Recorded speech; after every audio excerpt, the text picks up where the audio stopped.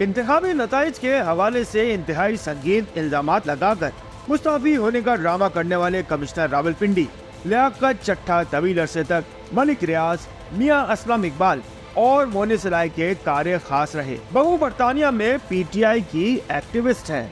इंतहाई अफसोसनाक press conference पूरे जमहूरी सिस्टम पर खुदकुश हमले की नई साजिश का हिस्सा करार दी जा रही है।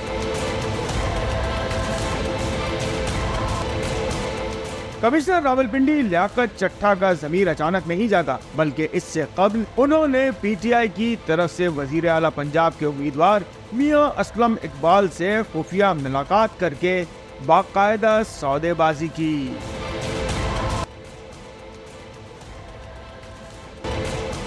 अपने बेटे की शादी पर करोड़ों रुपए खर्च करने वाले लियाकत चट्टा कई अशरों से लैंड माफिया का हिस्सा हैं और मियां असलम इकबाल और उनके फ्रंटमैन मियां मुश्ताक के साथ मिलकर अरबों रुपए के प्रॉपर्टी बिजनेस में स्लीपिंग पार्टनर्स हैं। अरबों रुपए मालियत की हाउसिंग सोसाइटी अल रहमान गार्डन्स में भी ये मियां असलम इकबाल के शेयर होल्डर्स बताए जाते हैं।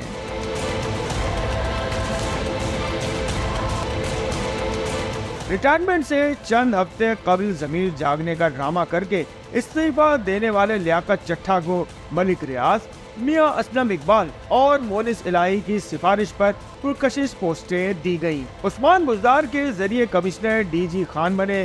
डीजी पंजाब हाउसिंग और सेक्रेटरी हाउसिंग जनूबी पंजाब के पुरकशिश ओहदे भी उन्हें लैंड माफिया ने दिलवाए। मोनिस इलाही उनके साथ इन्हीं देरीना ताल्लुकात की वजह से फौरी तौर पर उनकी मदद को आए हैं।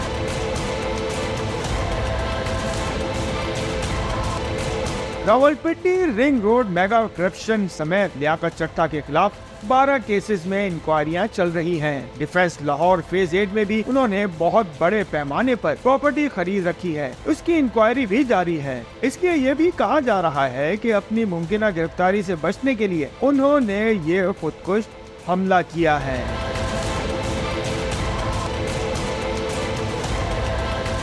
7 मार्च को ये बंदा रिटायर हो रहा है। ना ये आरओ था, ना डीआरओ था।